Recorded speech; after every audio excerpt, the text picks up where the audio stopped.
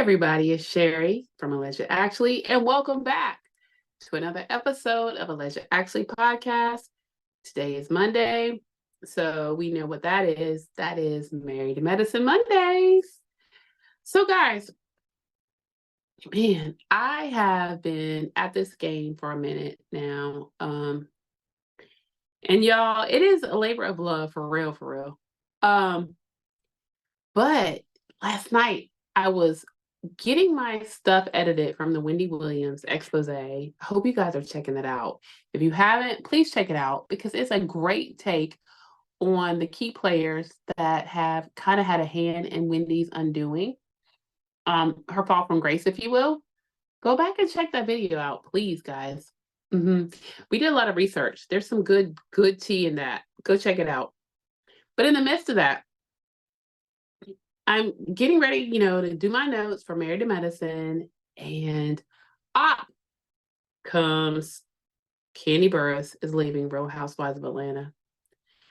Y'all, do you know how bad I wanted to come on and talk about it? Because now listen, you guys know that when I did my whole Real Housewives of Atlanta reboot episode, I said I would keep Kandi, but I also told you guys I didn't really want to. Listen,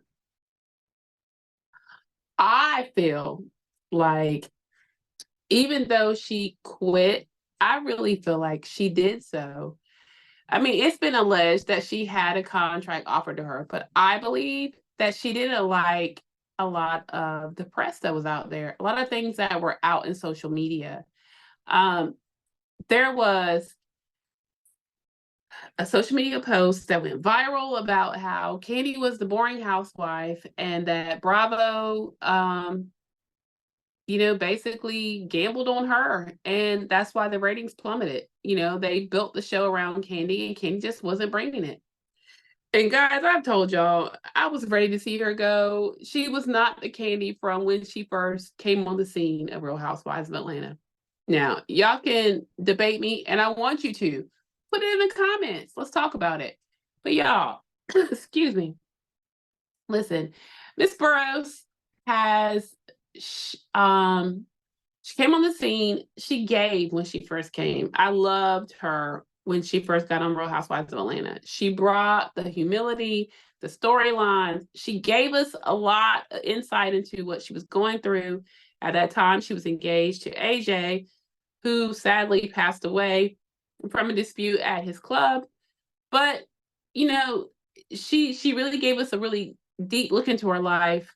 She was very honest, open, and very humble. But fast forward to now, this last season, that is not the Kandi we know and love. And I'm not saying it's because she's now married to Todd or she's whatever, because she's always been successful. I don't believe that. I don't know what it is per se, but I will say this. If you guys are real watchers of Real Housewives of Atlanta, then one thing that you know about Kandi, okay? Kandi does not do well with constructive criticism. And the internet has been a buzz about the fact that Kandi has not been bringing it. She was, I guess, the queen bee, top paid, top biller on Real Housewives of Atlanta. And y'all, she just wasn't delivering. And I personally did not like the way that she interacted with the other ladies. I didn't. Certain things that she opted that she wasn't going to talk about regarding her restaurants, the violence that happened. There was a shootout at one. There was Marlo's nephew that passed away. That didn't have anything to do with her restaurant, but the fact that he did work for her and that she did not send her condolences. It was nothing that I thought it was above her to address, but she just seemed to really go gutter low. I wasn't here for it. I think that it's best for all involved that Kandi moves along. Now, maybe unpopular opinion, and I'm okay with that because that's my opinion. But I was ready for Kandi to go. So, breaking news, she's leaving RHOA. And I'm excited for the lineup. Now, Remember, I kept her because I wanted to add Tamar. Now, the comments, you girls were dragging Tamar like she's not ready. Maybe she's not, and I'll feel you there. But I did like that you guys agree with me on the Yandy edition. I think Yandy would be great. Um, who knows now? With Kandi gone, we could bring Phaedra back. We could Kenya, Phaedra, Portia, Yandy. Oh gosh. I mean, possibilities are endless. You know, Kandi had that lockdown on Phaedra. Phaedra is a good housewife. She's good on Traders too. Have y'all been checking that out? Traders is good. But even on Married to Medicine, she's not bringing it. But Phaedra has a certain thing. You know what I mean? And gosh, I'd love to see her back on Housewives. With Kandi gone, that's now a possibility. I don't know, y'all. I'm just going to say that it took all my strength when I was editing my videos last night not to hop on right when I heard it and talk about Kandi leaving. But you guys know my stance, and that's kind of how I feel. I wish Kandi well. Kandi has a ton of things going, and she actually had stated that she has some bigger projects. She probably does, y'all. Kandi is worldwide. But I'm not mad. But I think it's time for her to exit stage left on Real Housewives of Atlanta. Moving on. Okay, guys. So Married to Medicine. Y'all, we got to the episode we've been looking for. They are now heading to Hilton Head Island. We know that there was a bit of drama about Hilton Head because that is the scene of the crime where Mr. Curtis cheated on Dr. Jackie. And there was some backlash on Dr. Simone saying that as a good friend, she should have changed the location and or she should have known better. Okay. My opinion, I say Dr. Simone, certainly, I don't believe she didn't remember it because if it was a good friend of mine, let's just say, right? And her husband did a devastating thing at a particular place, I don't think I would forget. I mean, that's just me. And I'm a good friend.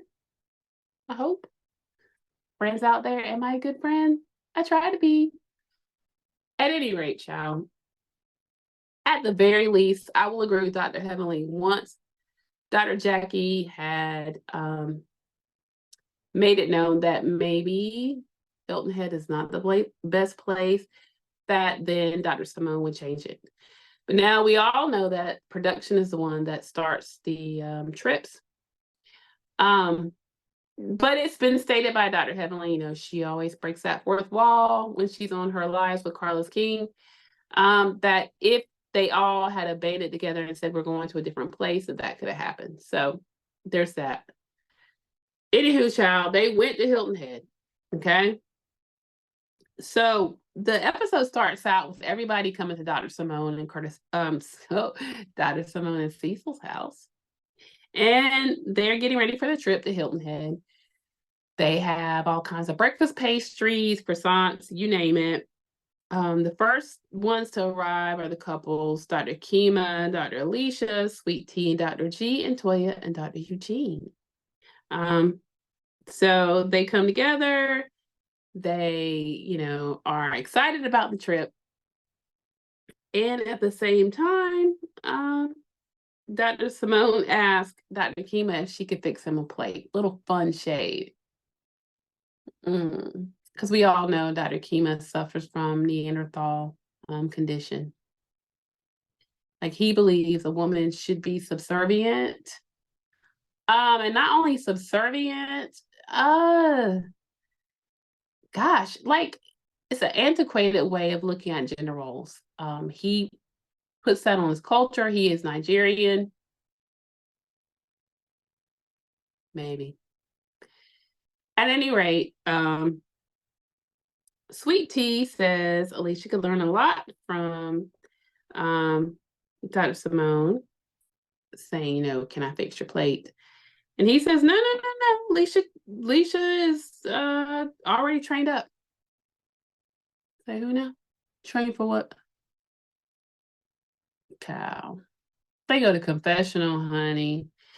And basically, Dr. Eugene says if you have to train your wife, more than likely, you're not going to have one for so long.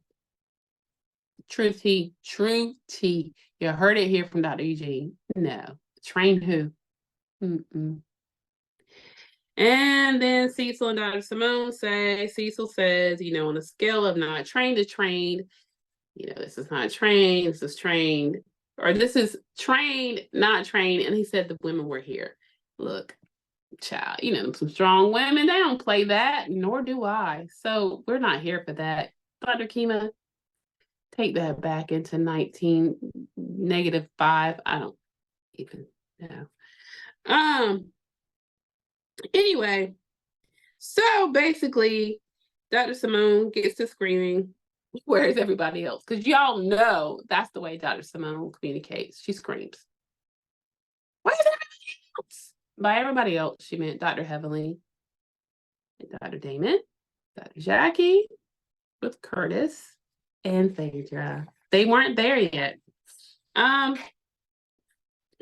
says, basically, maybe it's because they need more makeup. That was her little fun shade. Okay, Toya. She says, Simone says she's going to call Dr. Heavenly, and Dr. Heavenly lets her know, I'm not coming. Sure ain't. And she lets her know why. And Dr. Heavenly basically says that Curtis was not okay with the trip, and because of that reason, she is not coming. Because we all know that the way it left was Dr. Jackie said that if Curtis was okay with it, they would come, but if he wasn't, she probably wouldn't come. So at this present moment, Curtis is not okay with it.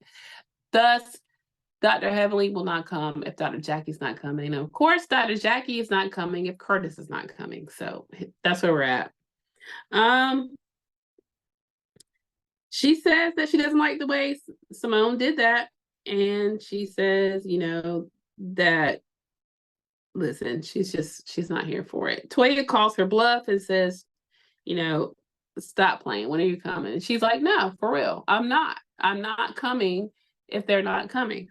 And so Dr. Simone informs the group. And so after that, she decides to call Dr. Jackie. Mm-hmm. And Dr. Jackie gets on the phone and basically she tells her, hey, I just had a conversation with Dr. Heavenly. And she said, Dr. Heavenly had a nasty demeanor. Now, y'all, I don't know that her demeanor was nasty per se. It was in the line of what she had been saying all along. She thought Simone was wrong for planning a couple's trip in Hilton Head. And so she's never wavered on how she felt. So I don't know if it was nasty or it's been her stance all along. Anyway, so she calls Dr. Jackie and asks her, with what she heard from Dr. Heavenly, but Curtis not coming, that she wanted to find out, in fact, if that meant Dr. Jackie wasn't coming. Of course it meant she wasn't coming. She said that basically Curtis did not want to open doors that had been closed. Curtis. I'm sure you don't, child, but you did it. I mean, how you gonna punish the whole group for some mess you did instead of being humble about it? You know what I mean, y'all? I mean, am I wrong? Did you guys not feel that Curtis was a bit much over there with all that, putting demands on what they will or won't do? Listen, she basically lets them know that Curtis doesn't want to come. And Toya's like, well, do you want us to call him? And she says no. And she's like, yeah, we have the guys call. And she's like, look, Toya, I don't want to talk anymore. She gets off and her voice cracks. So clearly we can tell she's been crying. Toya says, basically, all right, it's a done deal. Let's go.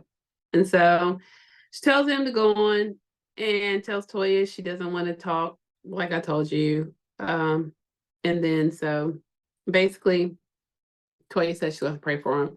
And that's when Dr. Jackie cries. Dr. Simone in confessional says she feels guilty as if she snatched the bandage off an old wound, which you did. And she says that wasn't her intent. Again, I'm not saying it was Dr. Simone's intent. What I am saying is your banner of friendship that we've been friends for 20 plus years. Child, listen, those that I've been friends with for 20 plus years, if it's something bothering them, listen, I'm going to do everything I can to alleviate that. So I'm not sure where Dr. Simone is even coming from. I'm not trying to be funny, but Dr. Simone is not giving friendship of 20 years to me. To me. So they all decide to get ready to go. They have this nice big bus, kind of Sprinter Vantage / bus. Very nice though. She has balloons on it. Of course, they have the drinks. Right as they're getting ready to go, get on the bus, Phaedra shows up. And so, and then they get on the bus and they do little fun stuff. They do like shots. Dr. Eugene talks about a weird story with his pathology when he was in med school about an individual that put a dildo up his rectum full of cocaine. I think the conversation started somewhere around the fact of whatever you're doing, if you put it up your rectum, you'll get high faster. And that is actually true because of the big vein, the big intake of it. And child, he shared that story. I'm not gonna go into details. If you guys watch it, you know what I'm talking about. Ill. So then they decide they're gonna toast to 10 years, child. And they do. And then they basically play a game about, what would you do to make your trip better tonight with your husbands? Then they go into something about putting your kids to bed. Child, no, I had turned my head 5 seconds, came back, and I was like, what? They said, make sure your children brush your teeth, your prayers, get them in bed, blah, blah, blah. But then, Sweet Tea comes back and says, well, what does the top 3 things you have to do before you put Dr. Kim in the bed? So Dr. Alicia says a home cooked meal, not oral but sex, and child, she ain't even getting number 3 because everybody was stuck on that. So basically, Dr. Simone asked if he's a mama's boy, like if he's spoiled. And Dr. Kima talks about in his culture, Nigerian culture, that oral sex is not a thing. In confessional, he says it's in his culture, and Dr. Alicia isn't that into it anyway. So, but I think she debunks that theory and says, no, you could get down there more, if you so chose, child. Listen, I don't know with them, Dr. Alicia, she has that same like one trick pony. Oh, I was raised by a single parent. She always says single parent. Why don't you say a single mom? You were raised by your mother solely, who taught you didn't need a man. But is that not an oxymoron? I mean, so you were raised by a single mom that taught you didn't need a man, that you were independent, yet you chose to marry a man that thinks women should be subservient to their husbands. Okay. Anyway, so they arrive at Hilton Head Island. It's a beautiful house, nice scene. It kind of makes me want to go there, y'all. I'm a North Carolinian. I don't think I've ever stayed in Hilton Head Island. I think I'm gonna put that on my bucket list. It looked really nice. We get there, or they get there. Me, projecting my bucket list on the show. Anyway, they get there, the chef's preparing their food. They're having crabs and a seafood boil and cocktails. Child, it is fab. Phaedra schools the women on how to get the men to do what they want them to do. Like taking your bags, picking up your heavy luggage, going to get you a cocktail, bring you a plate, blase, blase. Phaedra's good at using her feminine wiles, apparently. Okay. So at that point, look, Dr. Alicia goes back to talking about how she was raised by her mom, how she's independent, and that even though her husband is the way he is, she says that her husband thinks that he's leading, but he's the head, but she's the neck, and the head can't turn without the neck. That's true tea, guys. I get it, Dr. Alicia, but you need to, I don't know. In my opinion, you need to really rein Dr. Kim in a little bit more. It's very off-putting. You are a dentist, a doctor within your own right. He's setting us back like a gazillion years. I'm not here for it at all. Mm-mm. But anywho, so basically he says that these women, they are very independent, like women that are independent say they're half like a man. And Toya's like, no, I've never said that. But, I think I do give Big D energy. Toya being Toya. And she's going to keep needling Dr. Kima, by the way, you guys, because that's a hot spot for her. Because we all know she runs Dr. Eugene. With Dr. Kima being the way he is, I think it's so opposite of her and Eugene. I think she's just going to keep on this trip. You heard it here first. She's going to keep needling him and Dr. Alicia to find out more about that perspective, because that is not what they ascribe to. Yeah, and she said she's got big D energy, but she's all vagina, child. Okay. In the confessional, Eugene says she's not big D energy, and her D is the size of her clitoris. So she's very feminine, y'all. He's trying to let you know that in his way, he still runs his household. Okay. So, child, next scene, honey, we see Eugene in the kitchen doing what he loves, child. He loves to watch the chefs. And listen, I'm not mad at Eugene. A man that loves to cook is a wonderful man. And he clearly does. I think that's one of his passions. So there's a lone crab, and he calls that crab Toya. It's really cute. But the next scene is they're all sitting at the table, getting ready to eat. Child, food should come up. But Dr. Jackie and Curtis, Dr. Heavenly, and Dr. Damon. Y'all, was it just me? Or when Curtis got out of that car, he could barely go. Now listen. Now, he was an athlete for many years. I know he's up there in age because Dr. Jackie's 60. Unbeknownst to the internet saying she's 65, child, y'all, she's 60. She's not 65. Let's don't do that. But, okay, so let's give Curtis 60-ish. Child, he got out of that car like he could barely move. And I was like, Lord. I mean, he had years of basketball from this girl. I was a cheerleader for many years. So, yes, my knees be tearing up too. I can get out of the car and move. But listen, maybe it was just me. But he looked like he could barely move. With that energy, sir, how you be moving around DR so much and going through them airports? Anywho, so Dr. Jackie basically came in, and they all actually both couples came in, and they all greeted all the couples that were there in Phaedra, blah blah blah. And then Dr. Jackie said that they weighed the good, the bad, and the ugly.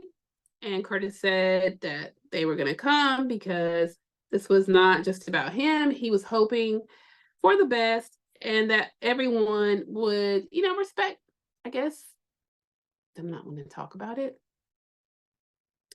Dr. Heavenly asked, what did she miss on the trip as she sat at the table? And they said Heavenly was a good friend, that Heavenly wasn't a good friend. Or that's what Toya said. Toya was like, here we got to a good place, and then you do this, you pull this, not coming. If they don't come, I didn't feel like you were a good friend. Toya said with all the fuss, it was brought up that when they were going to Jackie, she says they would not have brought it up, and that was them not trusting them as friends. I'm sorry. So let me back it on up. So Dr. Heavenly was saying what I missed. Toya didn't think Dr. Heavenly was being a good friend by not coming, particularly with the thought that they would drag Dr. Jackie and Curtis's relationship. And they would have, child, if it hadn't been a big issue. Toya certainly would have. But let's digress. But she said that, listen, there was nobody going to do that. And basically, so Jackie said, okay, well, then we can just leave it there. Well, Sweet Tea pipes in and says, with all the stuff with Quad, she didn't think it was fair. The stuff that they brought up, the way they did her at her bachelorette party, the things and the innuendos and the little jabs, she didn't think it was fair. She said it was hypocritical. And because you can point fingers and laugh at other people's situations, you see a flashback to Jackie saying, remember the girl that Dr. G took to the hotel? And it was mean-spirited by Dr. Jackie. Honey, Sweet Tea says you can pass judgment, but when it comes to you, it's oh no. And she said people can dish it, but they certainly can't take it. Sweet Tea, I agree. Those ladies did you dirty at your bachelorette party. They've done you dirty this season. It's rich of Dr. Jackie to say, we expect you guys to not speak about this, to play along, if you will, when they have gone out of their way to make sure Sweet Tea knows. I mean, there's constant Quad's name dropping. There's constant things about their marriage and or whether it's going to work or not. And I feel where Sweet Tea's coming from. She says, Jackie asked if Sweet Tea needs to make her uncomfortable. And she says she doesn't want to make her uncomfortable. She thinks she needs to sit in the hot seat. Well, y'all know Dr. Jackie, and I'm not trying to be mean, y'all, but I do feel like Dr. Jackie has a bit of a God complex. She seems to think that she's better than these other women. Again, that's my opinion. If you disagree, put it in the comments. Let's talk about it. But Dr. Jackie goes on to say that she's well equipped for the hot seat because she's in the hot seat every day she walks in her office, every day she goes in the OR, every day she helps a woman, or every time she sees a woman diagnosed with breast cancer, and every time that she helps someone have a baby that she can't have. Okay, Dr. Jackie, we get that. No, we totally get that. But that's you throwing your doctor badge in their face. How about the mean-spirited comments you made to Sweet Tea? That did not, in my opinion, that did not make that okay. So, what were we doing there? Anyways, Sweet Tea says okay. Cecil says in the confessional that, he gets it that when you're making jokes about the past of other people, that it is hypocritical. So you have Dr. Eugene kind of siding with Sweet Tea. And I'm going to side with her a little bit too. Those ladies were ruthless to her, even bringing Quad to her bachelorette party. And I know that was under Phaedra's watch, but let's be clear. I'm sure with productions, they all knew she was coming. And quite frankly, it seems to be taking a toll on Sweet Tea. And this is not the first time we've heard of that. We've heard in Dr. Heavenly with Carlos King's lives that Sweet Tea seems to be coming unhinged. We've watched her Instagrams, and she has made it clear that she is no fan of Dr. Heavenly and or the fan of the way she's been treated on the show. So Dr. Jackie says Sweet Tea arrived with a chip on her shoulder. Dr. G says it's all funny till it happens to you. So, I guess at this point, he was kind of on his wife's side. Curtis says that they are not about to be airing dirty laundry with their friends, and they want no part of it. And if that's going to be that type of party, they were going to leave. Now, y'all, isn't me, but isn't that rich of him to say? There'd be nothing to talk about, Curtis, if you hadn't been faithful to your wife. My Lord. So you're going to berate these folks because, and they said they weren't going to talk about it, but you're so indignant when it was you, sir, that did the crime. I don't like it. Sweet Tea says that she feels it was unfair that Dr. Jackie and Curtis can call the shots. Says that maybe they may see Jackie as the matriarch, but in no way is Jackie her mama, and Curtis is certainly not her daddy. And isn't. So Simone screams to the top of her lungs that all of them that were there, I guess excluding Sweet Tea and Dr. G. Well, no, let's say excluding Sweet Tea, maybe, and Phaedra. That because of them, her and Cecil were celebrating 26 years, screaming, mind you, Dr. Simone is loud, screaming, shout, only for Cecil to correct her and say, no, 27. He wants all his years. Girl, if you're going to scream about how long you've been married, about how these friends have helped y'all through your marriage, get your numbers right. Really? Not a good look, sir. Ma'am, not a good look, ma'am. So Dr. Simone definitely has an issue with Heavenly. So at this point, they start their scream fest about, Dr. Simone is on her campaign that her and Dr. Jackie have been friends for 20 some odd years, and that somehow that trumps Dr. Heavenly's friendship with her. So I don't even know where she's going with that. It gets really loud, and by now the neighbors are coming through with cameras, they're videoing them. Child, it's a hot mess on Hilton Head Island. So they decide to go inside. And when they go inside, Dr. Jackie and Sweet Tea continue their argument.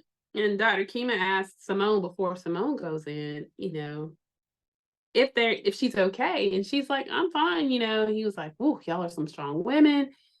He was like, hopefully you guys can find some discord. And I guess basically he was trying to say, peacefully resolve your issues. And she deflects on Dr. Heavenly and says, well, you don't know Dr. Heavenly. Child, maybe he don't know you, Simone. You're loud. Y'all, why does she be screaming? I'm sorry. Put it in the comments. Is it just me, or can y'all not? She's been doing it since she's been on the show. She had gotten better, but she's back to screaming, y'all. I can't. It couldn't be me or screaming in my face. But y'all, comment. Let me know how you feel about Dr. Simone and her screaming ways. Let me know what you think about the fact that she is adamant that her 20-plus year friendship somehow trumps Dr. Heavenly's friendship with Dr. Jackie. Though we're going to get into where I think Dr. Jackie uses Dr. Heavenly to kind of do her dirty work. Phaedra said it best. But let me know what you guys think about the dynamics between Simone, Dr. Heavenly, and Dr. Jackie. Put that in the comments so we can talk about it. So basically, Phaedra says in the confession, like I told you guys, that Dr. Jackie had henchman Heavenly on her side, jumping on Simone's A and basically do her dirty work, which is what we all saw. I mean, really? If you didn't want to go, or you were mad at Simone for picking Hilton Head, or at least broadcasting or hosting that trip, why not tell her? Why do you have to sit there and act like it's unaffecting you or it's painful to you, but you're not going to project it on the right person? Because I don't even think, I don't know, child. Dr. Jackie is losing me as a fan on this season. So basically, Curtis addresses the group and says they shouldn't be talking about 6 years ago, 6 or 7. He's like, he can't even remember. I bet you can't. I bet you can't. You did it. How are you gonna tell them it's insignificant because you can't even remember how many years ago? Sir, you hurt your wife. You did it.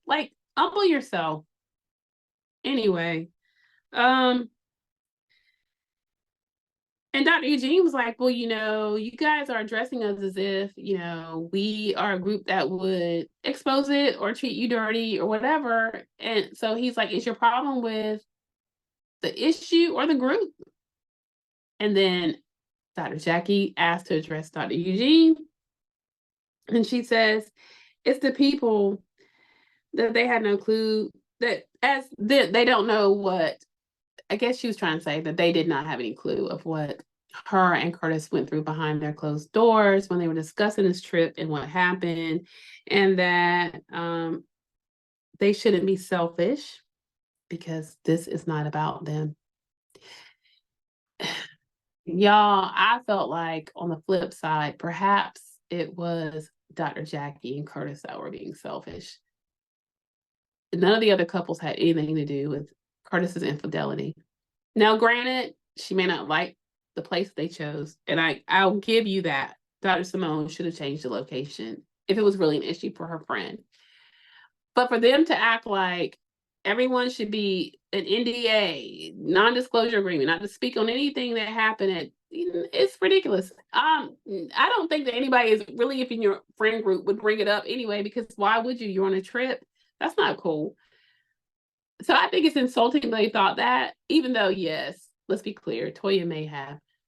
But with the same thing, it just seemed that they were the ones, in fact, making it a bigger issue than the other people. It just seemed ridiculous, child.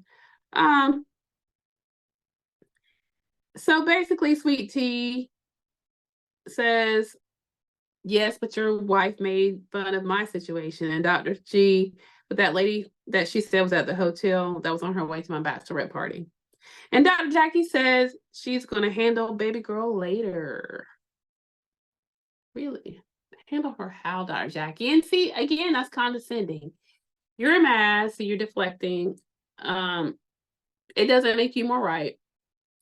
Dr. G checks her, basically tells her to calm down. He doesn't like Sweet Tea asserting herself in front of his friends. I get it, that's his friend group, but Sweet Tea has every right to defend herself. Now, the way she did it was disrespectful. The FUs and all that, no, I'm not with it. But they should be more caring of the way that she felt. And when she was trying to assert herself and let them know that they didn't care when she was hurting, I think her delivery was off. But I do believe that perhaps they should have given her a little bit more grace, to include Dr. G. Dr.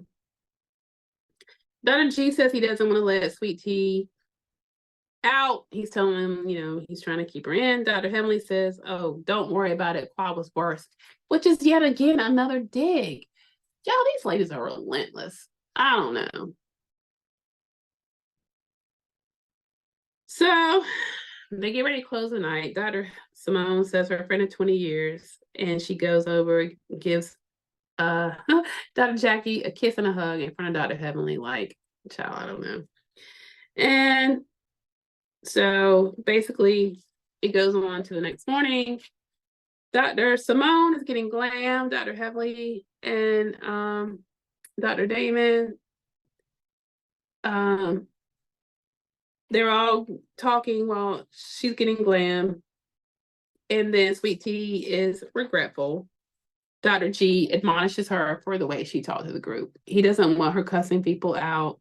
He doesn't want her addressing the group that way or even getting that angry. But Dr. Eugene, oh, no. Let's go back to Sweet Tea. So he's talking about her outburst with Dr. Jackie, and he doesn't like it. And she says she wanted to get back, and he's like, well, what does that do? And she's like, it felt good to me. But he's pretty much telling her to kind of let it go. So then we flash to Dr. Eugene, who's in the kitchen doing what he loves, y'all. He's whipping up some eggs because the chef hasn't gotten there yet. So he's in there getting breakfast started. Dr. Kimma comes in, and he's going to whip up a Caribbean punch.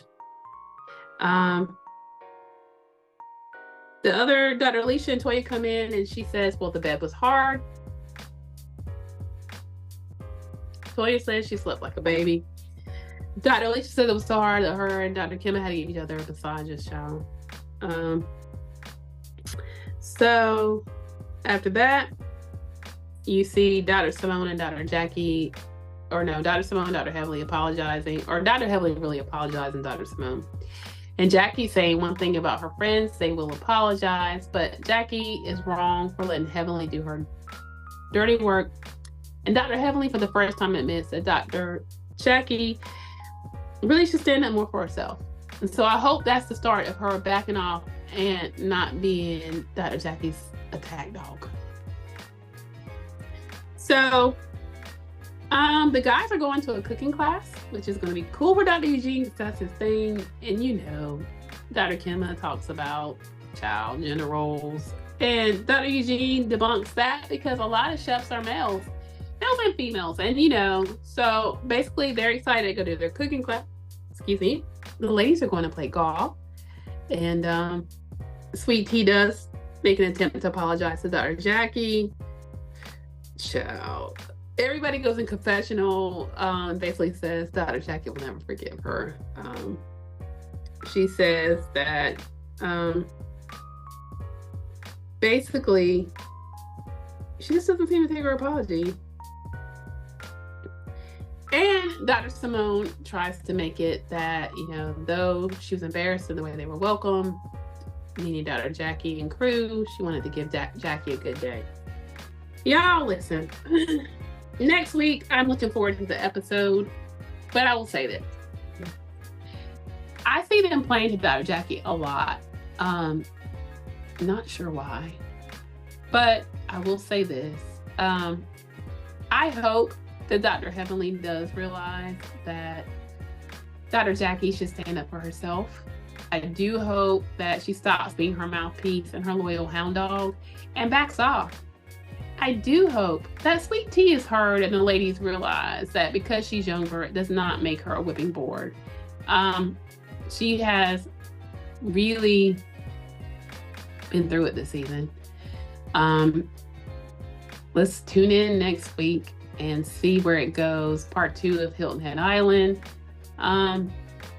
It was a good episode though. I enjoyed it. It was good to see the couples get together. It always is. They did flashbacks of all the times that they went on trips, and it was really nice. So, guys, that's what I got. That's Married to Med. Tune in on Thursday when we come back, me and Bria, to recap Married at First Sight. And then Saturday, we do part 2 of The Undoing of Wendy Williams. Thank you guys for tuning in. You guys have a great Monday. See you later.